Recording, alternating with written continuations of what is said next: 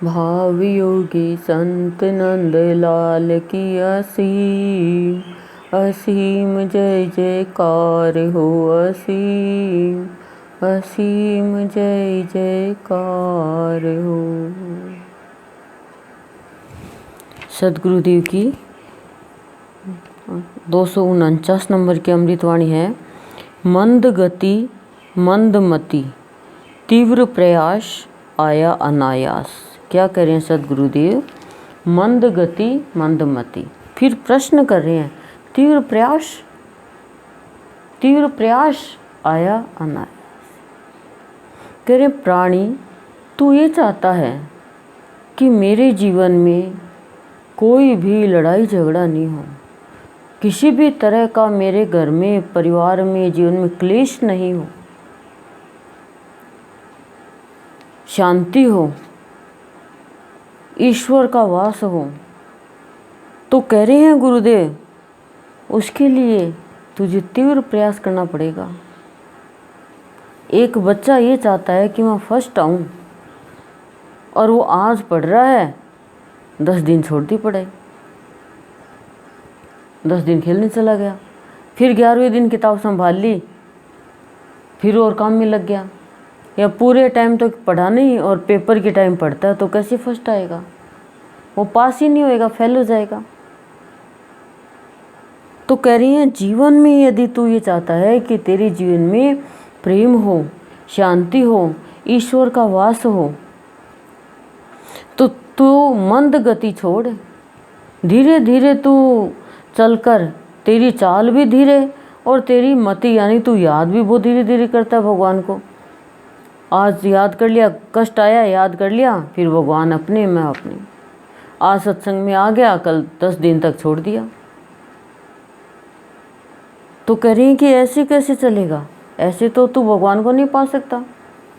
कह रही वो अनायास ही आ जाएगा, तुझे बुलाने की जरूरत नहीं है, लेकिन तीव्र प्रयास, निरंतर व्याकुल होकर भगवान को पुकार, तेरी याद में व्याकुलता हो, तीव्रता हो। अब धीरे धीरे धीरे धीरे तू कुछ करेगा। जैसे 2 रोटी बना ली, फिर बैठ गए, फिर 4 रोटी बना ली, फिर बैठ गए।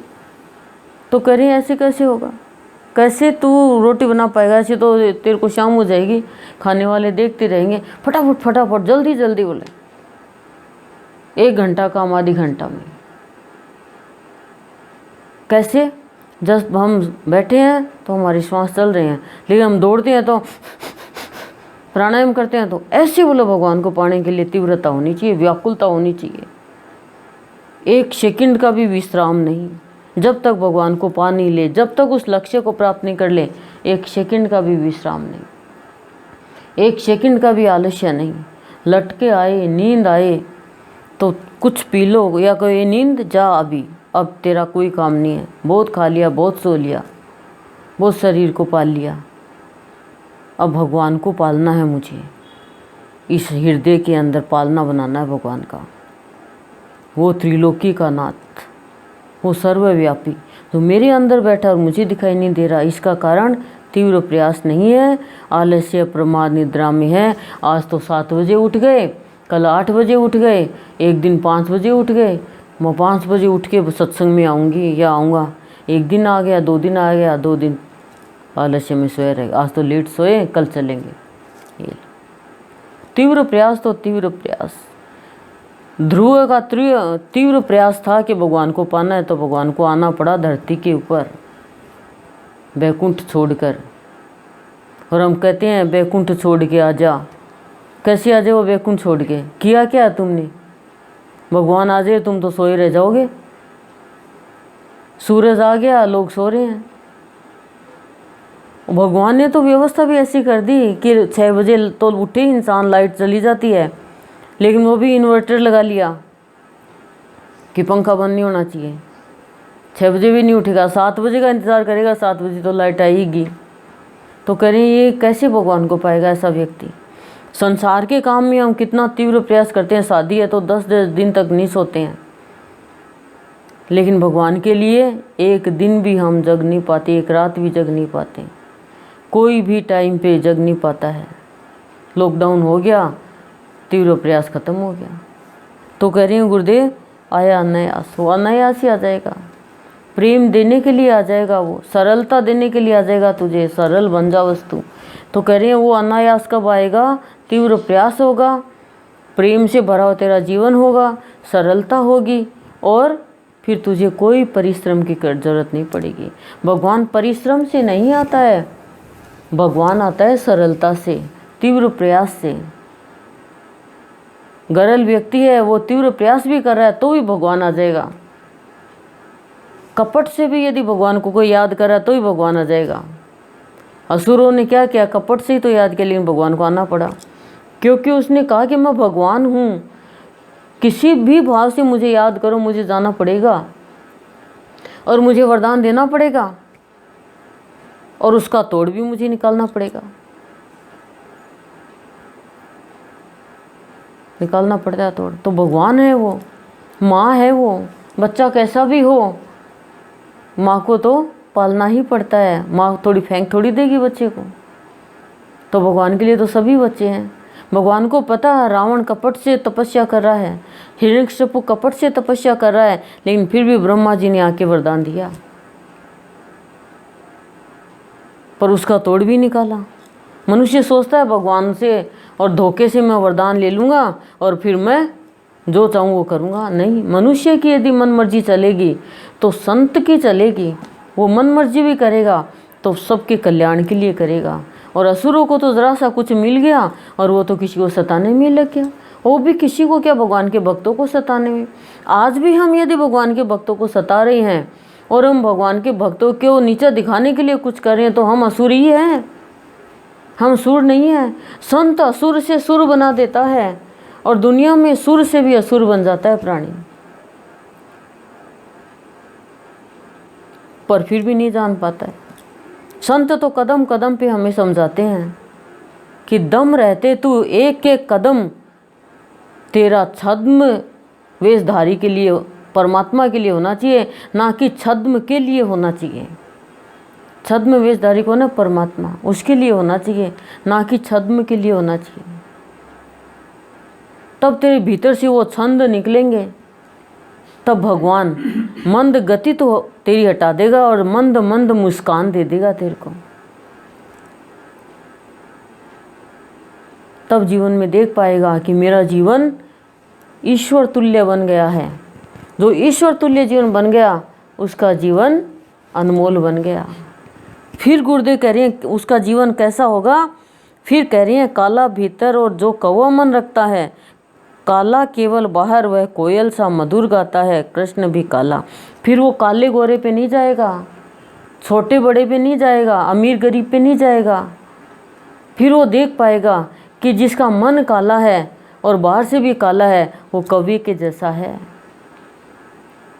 वो कर्कश है, वो उसकी आवाज़ है वो दूसरों को चुभने वाली है।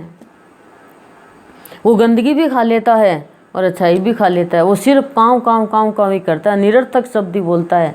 लेकिन कह रहे हैं जो बाहर से काला है लेकिन भीतर से वो मधुर है, तो मधुर वाणी बोलता है। काले रंग पे मत जाओ, काला तो कृष्ण भी है, लेकिन जिसके विचार शुद्ध है, जिसकी भावना शुद्ध है, जो भीतर से मधुर है, कह रहे हैं वो बाहर से चाहे काला हो लेकिन वो ईश्वर का रूप है। और जो बाहर से तो काला है ही, भीतर से भी जो काला है, यानी जिसके अंदर कपट है, जिसके अंदर छल है, जिसके अंदर धोखा देने का भाव है, गुरुदेव कह रहे हैं वो कौवा है, काँव काँव करता है खाली। लेकिन कोयल कितना मीठा बोलती है, काली कोयल है, काला ही कौवा है। एक बार कौवा उड़ के जा रहा था विदेश, तो कोयल ने पूछा कहाँ जा रहा है तू? बोले क्या करूँ, मैं जहाँ भी बैठता हूँ मुझे उड़ा देते हैं, और तू जहाँ भी बैठती है सब तेरी आवाज़ सुनते हैं। तो कहा तू कहीं भी चल जा, तेरे को सब उड़ाएंगे जब तक तेरी आवाज़ मीठी नहीं होगी। मेरी आवाज़ मीठी है। तो कह रहे हैं आवाज़ मीठी किसकी होगी? वो मीठी आवाज़ नहीं जो खाली छल कपट से बोलता है, मीठी आवाज़ जो भीतर से मधुर हो गया, जो भीतर से ईश्वर तुल्य हो गया, जो भीतर से सबके हित की वाणी बोलता है, वो वाणी सबके लिए अच्छी होती है। संतों की वाणी कितनी अच्छी होती है। संत यदि कटु शब्द भी किसी को बोलते हैं तो उसको सुधारने के लिए बोलते हैं, और हम मीठी वाणी भी बोलेंगे तो किसी को बिगाड़ने के लिए बोल देंगे, लड़ाई करवा देंगे हमारी वाणी में। ऐसी कटुता है। तो कह रही हैं बाहर के रंग पे नहीं जाएगा, वो भीतर के भाव में जाएगा, तो हम भीतर का भाव जान पाएंगे। माँ अपने बच्चों को धमकाती है, कहती है अरे तू तो पैदा ही नहीं होता तो अच्छा रहता, नालायक कहीं का, तू तो गधा है। लेकिन वो माँ का भाव क्या है? माँ का भाव है कि बच्चा सुधर जाए। ऐसे कोई बच्चे को कह दो कि तेरा बच्चा गधा है, वो सीधी मारने को आएगी, खाने को आएगी। कैसे कह दिया मेरे बच्चे को? उसके अंदर भाव होता है माँ का। वाणी में तो है सुधारने का भाव और अंदर में है मीठा भाव। वो ऐसा नहीं कहती कि तू पैदा ही नहीं होता, नहीं, तू मेरा है इसलिए मैं तुझे चाहती तू सही रास्ते पर आई। गुरुदेव ने भी तो एक बार कहा था, किसी बहन ने कहा कि मेरे को गुरुदेव आपकी बातें याद नहीं रहती, तो गुरुदेव ने कहा तू तो गधी है। गुरुदेव ने क्यों कहा कि इसके याद रहती है कि नहीं रहती बात? दूसरे दिन आके बोले आपने मेरे को गधी क्यों कहा? बोले वाह, कल तो तू बोल रही थी मेरा कुछ याद ही को नहीं रहा है, आज तेरा मेरी यह बात कहीं याद रही। समझ गए? समझ गया वो? तो कह रही हैं गुरुदेव कि कौवा मन, जिसका मन कौवे के जैसा है, वो क्या करता है? अंदर में कालिमा रखता है, दूसरे का बुरा चाहता है, हिंसा करता है, और वो कर्कशी वाणी बोलता है दूसरे के बुरे करने की। और जो भीतर बाहर दोनों से भी काला है, बाहर से तो काला है ही, भीतर से भी जो काला है, लेकिन नहीं, काला केवल बाहर, वह कोयल सा मधुर कृष्ण भी। जो खाली बाहर से ही काला है, भीतर से काला नहीं है, कह रहे हैं वो मधुर है। वो सिर्फ एक भगवान की धुरी पे घूमता रहता है, ईश्वर की धुरी पे घूमता रहता है।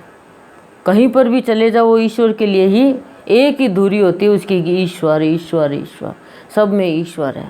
तो कह रहे हैं भीतर से काले मत बनो, बाहर से काले हो। भगवान कह रहे हैं मेरे को कोई चिंता नहीं है, मैं बाहर के रंग पे नहीं जाता। बाहर का काला रंग है कुछ ही फर्क नहीं पड़ेगा, लेकिन भीतर में काला है तो तुम गलत रास्ते पे चले जाओगे। गोरों की ना कालों की दुनिया है दिल वालों की।